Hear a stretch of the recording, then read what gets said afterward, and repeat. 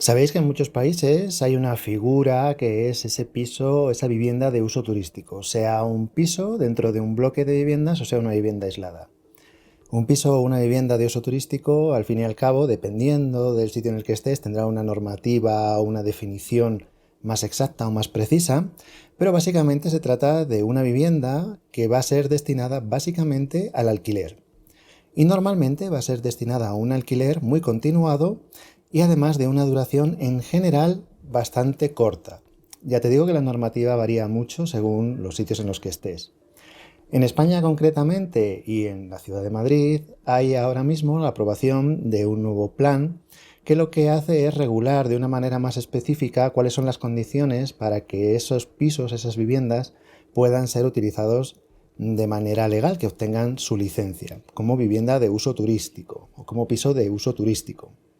Y básicamente las restricciones que se dan son aquellas que están orientadas idealmente al mundo de la convivencia. ¿Esto qué quiere decir? Que, por ejemplo, se deja, para empezar, algunas zonas no pueden tener vivienda de uso turístico, no pueden tener piso de uso turístico si está dentro de algunas zonas de la ciudad, básicamente lo que es la zona más central de la ciudad.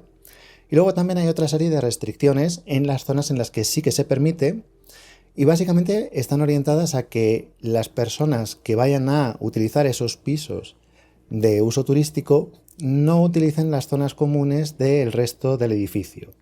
Significa esto que en algunos casos no se va a permitir que haya una vivienda de uso turístico en un edificio que no sea enteramente destinado a ese alquiler turístico, a ese uso, vamos a decir, vacacional o precisamente de un alquiler dentro de unos determinados parámetros. Y en los edificios en los que sí que se permita, aparte de exigir una conformidad del resto de los dueños del edificio, de los usuarios del edificio, algo a precisar en cada caso, para que se pueda conceder esa licencia, también hay una característica que es bastante importante, y es que se va a pedir que las viviendas de uso turístico tengan su entrada independiente. Es decir, que si un bajo comercial de un bloque de viviendas en el que se pueda realizar esta acción de conversión a una vivienda de uso turístico obtenga esa licencia, tiene que ser porque se pueda entrar directamente sin pasar por el portal del edificio donde está el resto de las viviendas. Y en la mayoría de los casos esto además va a ser muy difícil porque tiene que haber una compatibilidad de usos. Y esa compatibilidad de usos puede darse o puede no darse en función de lo que esté marcado en cada momento en la normativa. Esto es algo que afecta a unas zonas y en otras tienes otra normativa, tienes otras restricciones. Pero en el lugar en el que tú estás, ¿tú qué opinas de cómo funciona todo esto? ¿Qué opinas de estas viviendas de uso turístico? ¿Qué opinas de que existan? ¿Y tú qué es lo que harías? ¿Cómo regularías su uso? Porque claro, hay muchas maneras de verlo y hay muchos puntos de vista, ¿no?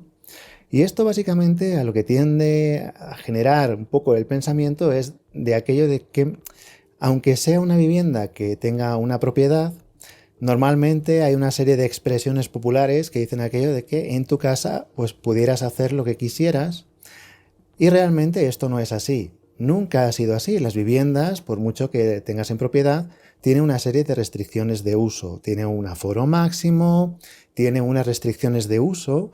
Hace poco hemos estado viendo las dificultades que hay cuando las personas se empeñan en, por ejemplo, en una terraza, pues colocar una piscina, ¿no? Es algo que no se debe hacer porque, para empezar, pues la terraza probablemente no soporte el peso de una piscina a partir de de una cierta altura, ¿no? Y sin embargo, parece que las personas pues lo utilizan o querían utilizarlo para ello, pues oye, pues para refrescarse en verano, es decir, no, es que eso no se puede hacer. Del mismo modo, dentro de una vivienda tampoco es posible organizar unas fiestas, por ejemplo, donde haya una gran cantidad de personas que excedan el aforo para el cual esa vivienda ha sido dimensionada dentro de un edificio que también tiene unas dimensiones y que tiene un caudal de emergencia máximo, etcétera, unas instalaciones, unas anchuras de salidas, de escaleras, de ascensores, etcétera, que hace que haya una serie de restricciones. Y sin embargo, bueno, pues hay esta creencia de tiempo atrás por la cual, pues, oye, pues como fuera tu vivienda, pues fíjate la cantidad de problemas que hay vecinales cuando a alguien pues le apetece poner la música muy alta, por ejemplo, o pues, lo que te digo, dar una fiesta a las horas que sea. Bueno, pues hay una serie de normas según el sitio en el que estés que marcan, pues a lo mejor decibelios o marcan el horario al que puedes llegar por encima de esos decibelios o cerca de esos decibelios o como lo quieras ver. Hay un montón de normas que están ya establecidas así y a los pisos de uso turístico, sobre todo, que son más polémicos en general que las viviendas de uso turístico, puesto que las viviendas al estar aisladas en el sentido de exentas, no compartir espacios comunes generalmente con otros pisos, con otras viviendas, digamos que al resto de vecinos le interfiere menos. Pero cuando es un piso y hay uno de esos pisos, un bloque de pisos, y hay uno de esos pisos que tiene este uso turístico y los demás no, pues genera toda una serie de cuestiones a comentar que me gustaría que este vídeo sirviera un poco para que, oye, pues habláramos de ello, ¿no? Evidentemente, como digo, la normativa está cada vez más redactada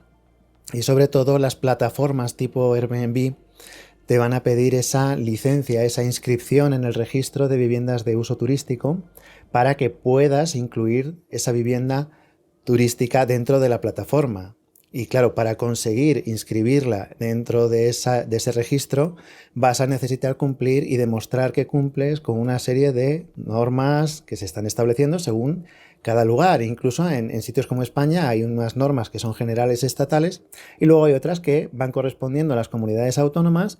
Incluso también va habiendo otras que corresponden directamente a los municipios, a lo que es la propia ciudad o lo que es el propio pueblo, ¿no?